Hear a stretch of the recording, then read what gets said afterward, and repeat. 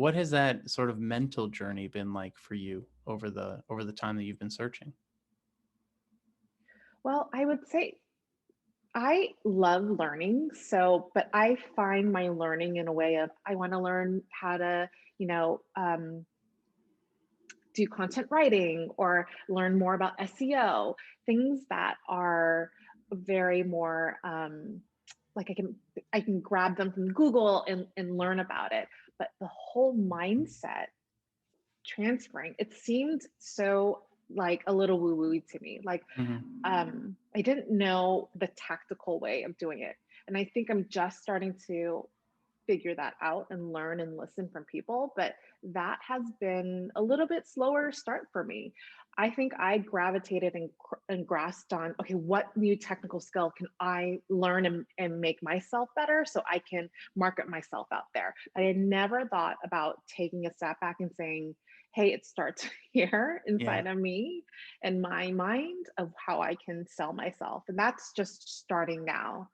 But Has there been a tactic that you've come across? Like everyone has their own way of doing it, and I like that you called out the woo woo side of things, right? Like I'm definitely in yeah, the woo woo industry. I'm a coach, right? And so yeah, there's times where I'm rolling my eyes to the back of my head, but at the same time, everyone has their own style, and I want to always respect that. yeah. And like some people need that woo, and some people need that practical. It sounds like you're much more on like the practical side, but how have you Practical, found yeah. the practical side of mindset working out? Because I do find that that's a little bit harder for people to sort of sink their teeth into. For me, it's been about when I write down content or post, it all comes back to me. Like, what are my thoughts? So in a way, it's kind of like journaling it, and just vetting that out through my thoughts and writing it down.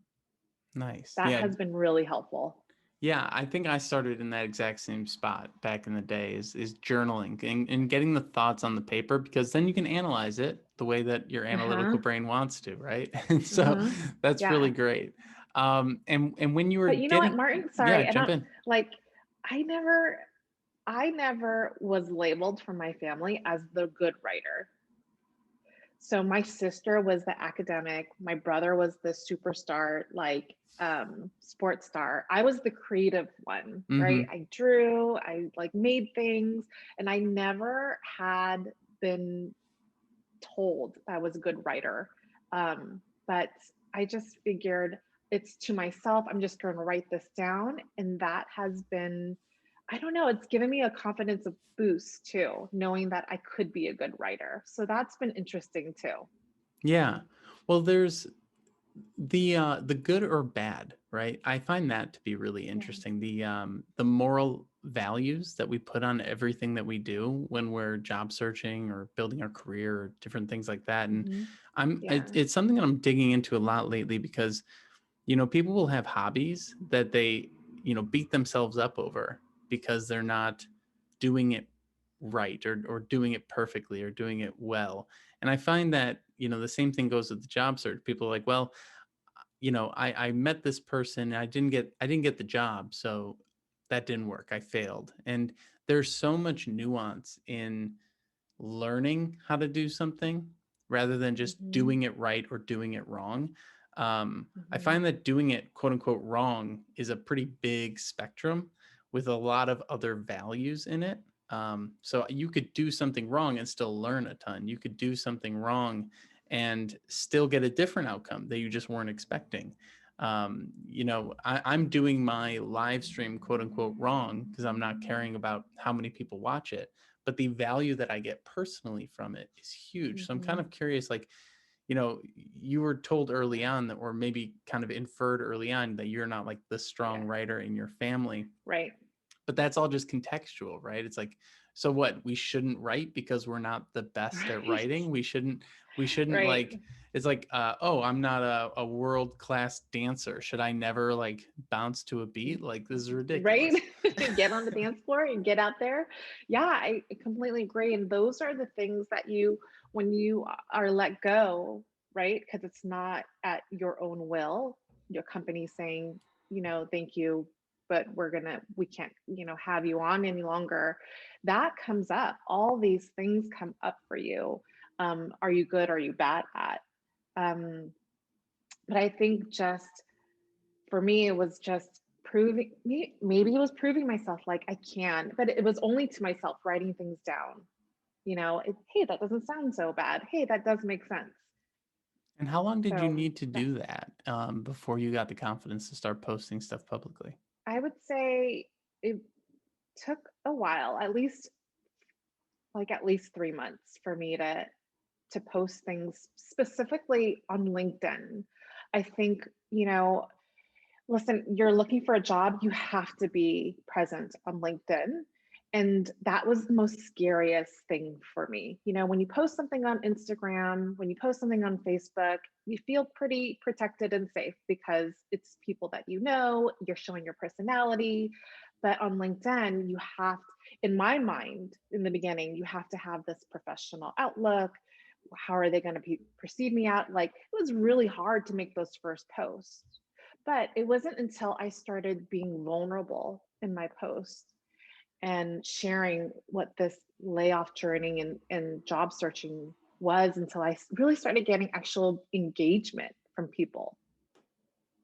So then when I started to see that, like, it was actually making a difference in someone's day, or people were like, yes, I totally understand. I've been there before.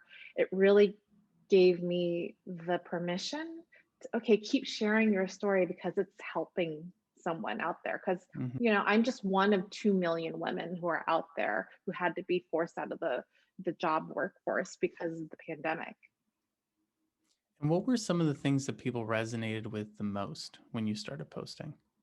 It was all about like the job journey in terms of, well, there was this one post I had to turn down this job, the second round of a job interview because the hiring manager was completely distracted, and didn't listen to a word I said. And I had been practicing and getting ready for the interview, but she showed up late. She wasn't listening. You can hear the water, pouring in the background, and I was so upset with it. Um, so I shared it on LinkedIn, Yeah. and that actually was I had 25,000 views on that one post. Wow. And I think what resonated was, yes, I've been there before. I've been not seen or heard, whether it was in the hiring process, the job interview.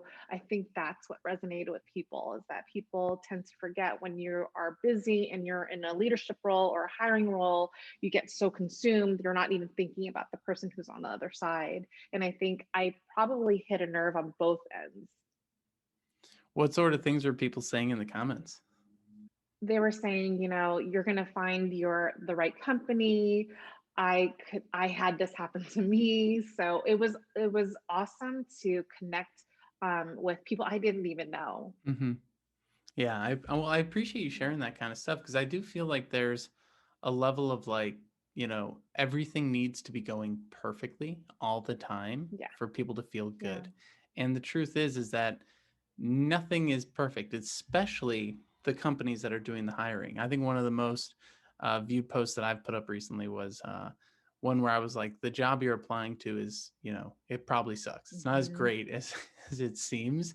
And Yeah. these are the things that I think resonate because we're sort of sold a bill of goods that, everything should be perfect. Everything should work out. If you're doing it, if you're hustling right, then you'll be a millionaire overnight. And this message is so over the top and it's so consuming that it tends to stress people out to the point of paralysis, of doing nothing. And to be able to take that moment and be like, well, nope, this company's not being respectful. I'm going to bow out. Having that confidence, having that ability to take ownership, I think is huge. And I also take the approach of like, trying to make things into a joke. I find that to be quite helpful as a defense mechanism throughout the job search. Where, if someone shows up and they're flustered and they're not ready to interview me, I try to be like, well, I guess they're having a bad day, or they maybe got stuck on the toilet or something. I'll come up with something hilarious to make myself laugh a little bit. rather than getting, upset, which I think, there's like two feelings in the job search: elated Yes. happiness or absolute misery. And that bounce back and forth, that ping pong back and forth, I think is what drives people nuts, when in reality Yes. it's a lot of just mundane, and then a lot of like kind of excitement and like maybe some letdowns, and it can be much smoother if we just look at the full picture.